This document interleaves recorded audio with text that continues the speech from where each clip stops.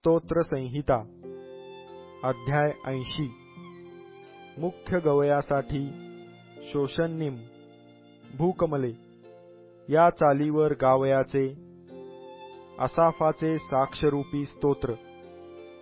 हे इस्रायलाच्या मेंढपाळा, जो तू योसेफाला कळपाप्रमाणे चालवितोस तो तू कान दे। जो तू करुबारूढ आहेस तो तू आपले तेज प्रगट कर। एफ्राईम, बन्यामीन व मनश्शे ह्यांच्या समक्ष तू आपला पराक्रम दाखीव आणि आम्हाला तारायाला ये। हे देवा, तू आम्हाला परत आण, आपला मुखप्रकाश आमच्यावर पाड, म्हणजे आम्ही तरू।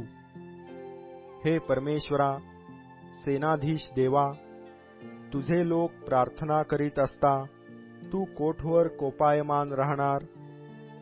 तू त्यांना अश्रुरूप अन्न खावयास दिले आहे आणि त्यांना माप पुरे भरून आसवे प्यावयास दिली आहेत।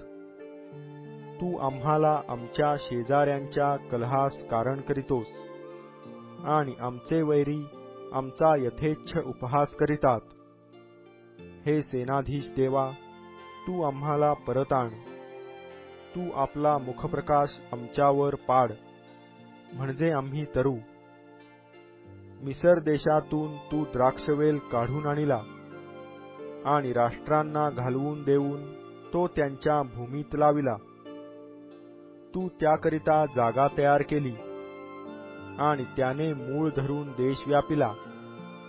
त्याच्या छायेने पर्वत आणि त्याच्या फांद्यांनी देवाचे गंधसरू आच्छादित झाले।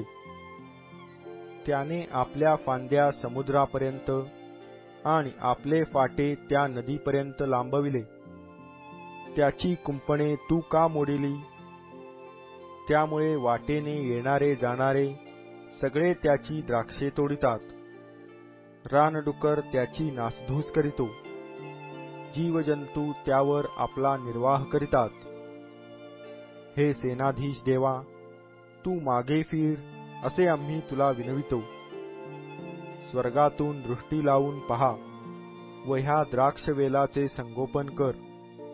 जे रोप तू आपल्या उजव्या हाताने लाविले, जी शाखा तू स्वतःसाठी मजबूत केली, तिचे संगोपन कर।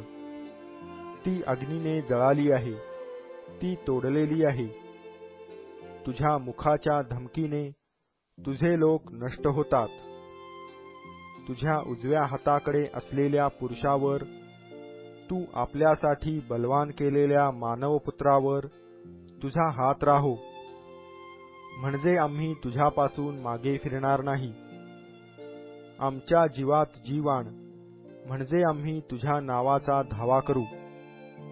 हे परमेश्वरा, सेनाधीश देवा, तू आम्हाला परत आण, तू आपला मुखप्रकाश आमच्यावर पाड, म्हणजे आम्ही तरू।